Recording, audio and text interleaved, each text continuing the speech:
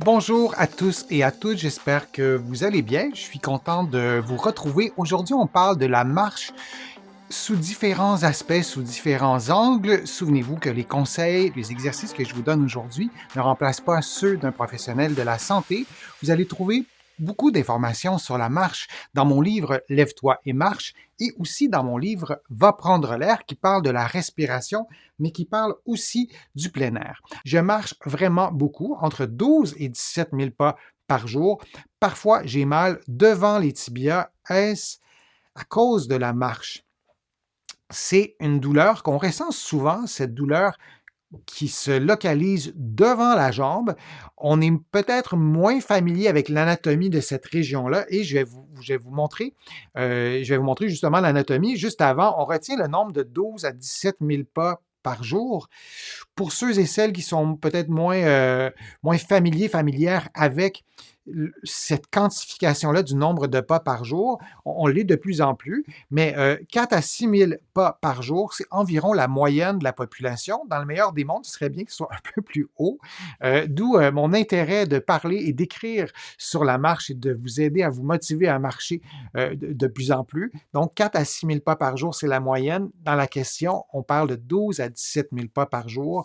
Ça reste tout de même un nombre de pas humain. C'est quelque chose qui se fait assez facilement lorsqu'on fait tout à pied. On utilise un peu moins les transports motorisés, mais c'est quand même pas mal de marche. On doit marcher beaucoup plus qu'au total 1 heure par jour pour atteindre 12 à 17 000 pas par jour. Et la question, c'était, est-ce que c'est normal d'avoir mal devant la jambe et est-ce qu'on peut détériorer sa condition si on continue, si on marche malgré tout? Alors, en général, les douleurs qui sont ressenties devant la jambe, c'est des douleurs qui sont localisées en quelque part sur le muscle tibial antérieur. Donc, vous le voyez, vous pouvez faire l'exercice, non seulement pas l'exercice, mais je vais vous montrer comment détecter sur votre propre corps le tibial antérieur. Donc, mon système de caméra ne me permet pas de vous parler puis de vous montrer mon tibial antérieur à moi, mais je vais vous le décrire, je le fais en même temps. Vous allez placer votre index et votre majeur sur la partie avant de votre jambe et vous allez lever, vous allez faire une flexion dorsale, vous allez lever les orteils et le pied et vous allez ensuite placer votre doigt à l'endroit où ça se contracte. Et vous allez tout de suite sentir le tibial antérieur qui se rend presque à votre genou, hein, le nom le dit, s'attache sur le tibia, et vous allez le sentir. Et si vous suivez la contraction, ça va jusqu'à la cheville, ça va jusqu'à un petit peu en bas de la cheville, je vais vous montrer dans un autre plan, mais c'est lui le muscle. Alors parfois, on a mal aux muscles où on a mal dans cette région-là et on pose la question, est-ce que c'est normal? Est-ce que je détériore ma condition si jamais je continue à marcher? C'est un muscle qui fait la dorsiflexion et c'est un muscle aussi qui fait un mouvement d'inversion ou si vous voulez une certaine forme de rotation vers l'intérieur du pied. Donc c'est un muscle qui est indispensable lors de la marche. Si on n'a pas de tibial antérieur, par exemple, si on a fait un AVC ou si on a eu un problème neurologique qui court-circuite ce muscle-là, on n'arrive pas à lever le pied facilement, on a un pied tombant. Vous allez trouver sur ma chaîne des vidéos sur le pied tombant, des exercices. Parfois, c'est irrécupérable dans certains cas d'AVC, mais parfois, c'est récupérable. Donc, vous pourrez stimuler le tibial antérieur en trouvant mes vidéos sur le pied tombant. Mais bon, donc, je vous ai introduit, je vous ai présenté votre propre tibial antérieur droit et gauche. Et allons-y maintenant avec les causes et les solutions.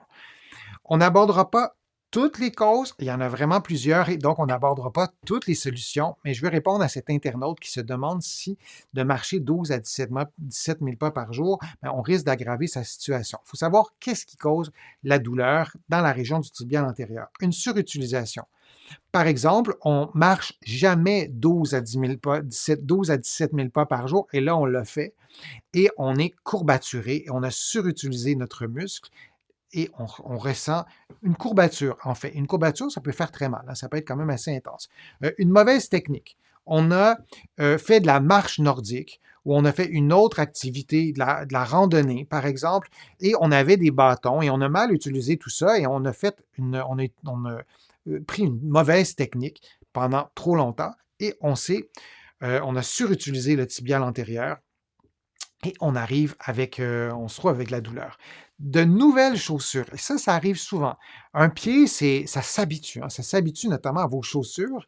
Et lorsque vous changez de chaussure, ben, le pied ne force pas comme avec une autre chaussure. La chaussure, elle est peut-être plus lourde. Peut-être que vous devez lever le pied un peu plus haut. Donc, il y a quelques éléments d'une nouvelle chaussure qui peuvent faire en sorte que vous allez forcer soit différemment ou plus souvent avec le tibial antérieur. Et si vous marchez 12 à 17 000 pas par jour, je vous le disais, c'est quand même pas mal de marche, mais ça se peut qu'il y ait aussi une surutilisation qui est causée spécifiquement par de nouvelles chaussures. Et on peut avoir aussi une surcharge. On va Si on parle de marche, on peut avoir un sac à dos qui est très lourd, donc on a une charge qui est trop grande, trop élevée pour notre force, pour notre morphologie, par exemple, et on va surutiliser le tibial antérieur, et le tibial antérieur paiera le prix de cette surcharge.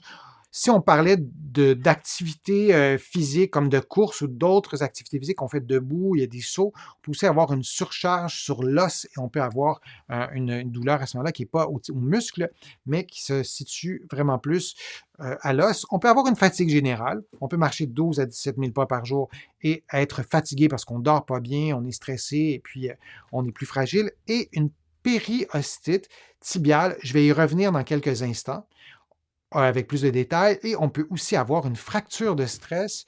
Une fracture de stress, une fracture qui survient après un stress physique répété à un endroit très précis du pied ou d'un os. Et on va avoir littéralement une fracture sans déplacement et sans élément traumatique. Vous n'êtes pas tombé, vous n'avez pas frappé votre pied très fort et il y a vraiment une fracture. Alors, on peut avoir une douleur à la partie avant de la jambe et ne pas avoir de problème avec le tibial antérieur, mais bien avoir un problème avec l'os, comme je le disais, et avoir une fracture de stress. Dans un contexte de surutilisation et de fatigue. Donc, on est dans un contexte où le tibial antérieur est fatigué, est épuisé, est courbaturé. Que fait-on? Est-ce que la marche peut détériorer notre condition? Oui, si on marche vraiment avec des grands volumes, on va vraiment marcher beaucoup. 12 à 17 000 pas, c'est quand même pas mal. Si on a une courbature qui est forte, on peut réduire la marche. Si notre condition devrait se rétablir après quelques jours. Une courbature au tibial antérieur, ça ne dure pas 3 semaines. Ça ne fonctionne pas comme ça. L'intensité de la douleur aussi, elle n'est pas si élevée. Et parfois, quand on a une courbature et on n'a jamais marché 17 000 pas par jour et on a de nouvelles chaussures, une courbature peut durer 5-6 jours, mais en général, c'est 3-4 jours avec une douleur quand même supportable. On n'a pas une douleur aiguë. Alors, si c'est le cas et on n'a pas de signes objectifs comme de la rougeur, de l'édème, des signes d'inflammation, alors, ce qu'on veut faire, je vais vous faire apparaître la diapo. On veut d'abord reposer le tibial antérieur. Bien, ça, il n'y a pas d'autre solution que de ne pas trop marcher. On peut aussi faire une révision du choix de chaussures ou de l'équipement si vous avez des bâtons de marche, parce que je vous parle vraiment de marche, mais peut-être que ce que je vous dis, ça vous interpelle dans d'autres contextes autres que la marche. Donc, une révision de l'équipement, mais donc des chaussures, des bâtons de marche. Peut-être qu'il est là le problème aussi. Et donc, en plus du repos, on revoit tout ça et on va aussi consulter si la douleur persiste au-delà de 3 à 4 jours, peut-être 5, mais si vous avez une courbature et la douleur, elle est encore là 6-7 jours après, on veut qu'au sixième ou à la 7e journée, que la douleur ait diminué. On ne veut pas être dans une courbe, dans une montée de la douleur ou une stabilisation de la douleur et la douleur reste élevée. On veut que ça s'améliore. Mais je préfère vous donner le délai de 3 à 4 jours et s'il n'y a pas de changement, on veut consulter. Un autre truc que je peux vous donner aussi qui peut faire du bien, ça peut soulager la douleur. Et le but, c'est vraiment de détendre le muscle, d'augmenter le confort. C'est de faire des automassages d'une durée de 2 à 5 minutes. Je vais vous montrer l'automassage avec le rouleau. Je vais vous montrer une illustration, vous allez comprendre. Vous pouvez prendre votre pouce. Je vous ai montré tout à l'heure comment trouver votre tibial antérieur. C'est un petit peu en bas du genou jusqu'à la cheville et un peu en bas, mais surtout sur le ventre musculaire que vous allez pouvoir palper comme je vous l'ai montré. Et vous prenez une crème hydratante, ça va un peu mieux, c'est un peu plus confortable, mais pas trop, on ne veut pas que ça glisse. Donc, vous allez faire un automassage en exerçant une pression avec votre pouce et vous maintenez cette pression-là vers le bas. Certaines personnes vous diraient de faire l'inverse vers le haut. Choisissez ce qui vous fait du bien. Le but, c'est de faire l'automassage avec le pouce. Vous pouvez aussi utiliser, je vais aussi vous montrer, je vais vous placer près de moi, vous allez mieux voir. Alors, c'est un petit bidule qui se vend dans les boutiques spécialisées d'automassage. Et si je vous le montre sur mon avant-bras, je vais essayer de monter pour que vous le voyez. En tout cas, je vais juste vous montrer ce que ça donne. Donc, vous voyez, ça fait une pression. Là, je le fais de façon improvisée, là. Mais si vous massez votre tibial antérieur, vous placez votre pied bien stable, vous le stabilisez et vous placez ce petit bidule-là sur le début du tibial antérieur et c'est beaucoup plus facile de faire une pression continue. Si avec votre pouce, c'est difficile pour une raison X ou vous sentez que vous n'avez pas la force, c'est une façon aussi de faire un automassage. L'autre façon de faire l'automassage, c'est de le faire avec un rouleau. Je vais agrandir un petit peu plus l'image. 2 à 5 minutes, c'est approximatif. Et vous roulez le rouleau sur votre tibial antérieur. Alors, c'est une position que vous pouvez prendre et vous le faites quelques minutes. Ça devrait aussi être efficace. Alors ça, c'est dans un contexte de surutilisation. Si vous avez une fracture de stress, vous ne recevrez pas un avis pour vous dire que vous avez une fracture de stress. Même souvent, les patients doutent presque qu'il y a une fracture parce qu'ils se disent « il ne s'est rien passé, je ne me suis pas blessé » ou peu importe. Donc, vous consultez. Donc, si vous avez une douleur qui persiste, une douleur qui est forte, mais des fois, ce n'est pas si fort que ça non plus.